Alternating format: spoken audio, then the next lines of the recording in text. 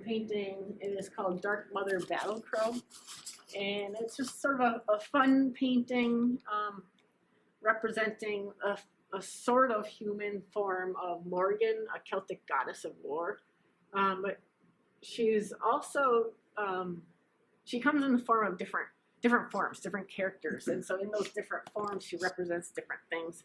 So as much as she represents war, she also represents fertility and protection. And so people, in ancient times would invoke her not only in war, but also for growing their crops and things like that. It's an interesting topic that I think about a lot in terms of destruction versus creation. And I think we like to often think in terms of creation. We like to think about sort of creating things, and we don't want to destroy things, but it's not possible. We exist through destruction. We can't survive without the destruction of something. Like if you're gonna eat, whether it's meat or you're gonna eat fruits and vegetables, either way, your existence relies on the destruction of those things. Whether it be creatures, whether it be plants grown in soil, whether it be trees torn down to create a field to grow your crops. There's this sort of strange balance. I don't even know if I would call it a balance, but there's sort of this strange interconnectedness and reliance that life requires destruction. I've been sort of trying to reconcile that in my own mind for quite a long time and balance it. I think we have a tendency to not want to think about destruction that we cause, that we rely on. I think we tend to try to avoid it, but I think we are sometimes healthier if we don't. If we acknowledge what we do, what we need, and how we exist. But anyway, that's what the sort of diametric aspect of Morgan fascinates me, because she's both this goddess of war and also fertility. It's such an interesting balance, and probably not as separate as that sounds, not as separate and different. But there's these characters, this horse and fading into a leopard and a crow. And, crows are her symbol. So it's a painting with a lot of layers to it. Well, this painting is called One, and it is a painting I did a long time ago after reading what was called the Gospel of Thomas, which is one of the writings of the Dead Sea Scrolls.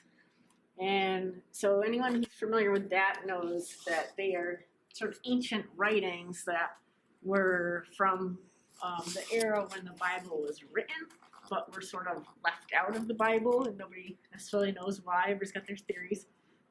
But it's really interesting what those writings say, and therefore what the Bible doesn't say. It's fun to explore both.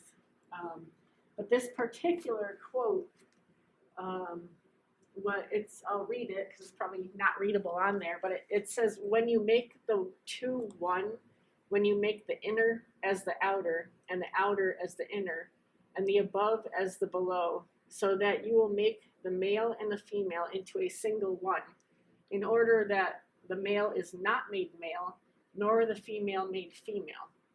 When you make eyes into an eye, and a hand into a hand, and a foot into a foot, and even an image into an image, then you shall enter the kingdom.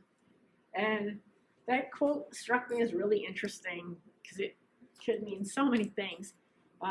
But in this era where we're sort of exploring what gender means and what male roles and female roles are, and when you look at sort of how different religions, like Christian religions, among many, have sort of pushed genders into certain roles. Like women in the Bible are portrayed in a certain light, and there's definitely a patriarchal tone that's being brought out, and unfortunately, some people have exaggerated, and so people have sometimes taken religions like Christianity. Most religions have been used in a harmful way at one time or another, but they sometimes warp it to their own needs or their own beliefs. And so I thought this was an interesting quote that sort of goes against that, and almost calls out, the reliance on gender, almost calls out the tendency to label, and to fit people into boxes and categories. And so it's talking about when you make the two one. To me, that as all my paintings I've talked about, I feel like everything's interconnected. Like everything is part of one. And when you start breaking things up into gender expectations, gender roles, gender titles, whatever, you're really separating everything. So this quote about making everything one, so that the male is not male and the female, the male is not male and the female is not female. And this was written thousands of years ago. So it fascinates me that these ideas were kicking around out there before the Bible was written down in ink. And here we are now, sort of still struggling with these concepts, and even still questioning whether religion has the answer to those things. And as much as we'd like to say that we have separation of church and state and things like that, our culture is heavily influenced by religion, and we haven't been successful in separating that. We're still, even in our daily life, sort of going about the day, experiencing, bumping into these gender expectations, gender norms, gender roles, questioning what's okay, what's not okay, being targeted by bullies or by other people's expectations, or thoughts of what's normal. It's really such a daily interaction. You can't escape it. And so that's why I was really fascinated by this particular quote. It kind of, the two characters here this is, representing Jesus, but it's sort of representing a female Jesus as well, which, might be a controversial topic, but to me, I grew up as Catholic. I went to CCD class and things like that as a kid, and coming from that religion being a very patriarchal religion. Everything was male. The gods are male. The priests are male. Everything was male. So it was interesting, to hear this. And when you think about like the teachings of Christ and,